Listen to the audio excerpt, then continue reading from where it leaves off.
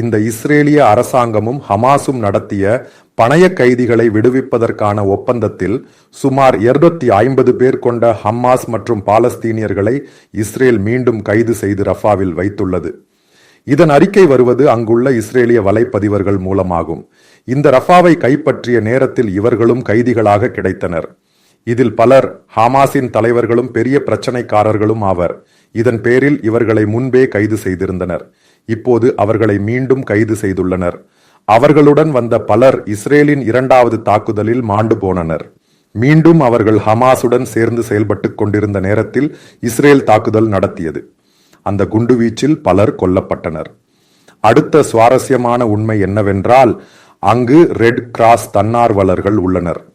இந்த ஒப்பந்தம் செய்யப்படும் நேரத்தில் ரெட் கிராஸ் தன்னார்வலர்கள்தான் அங்குள்ள பணைய கைதிகளை இஸ்ரேலிடம் ஒப்படைக்கிறார்கள் மற்றும் இந்த பாலஸ்தீனியர்களை, அதாவது ஹமாஸின் ஆட்களை மீண்டும் ஹமாஸிடம் ஒப்படைக்கிறார்கள்.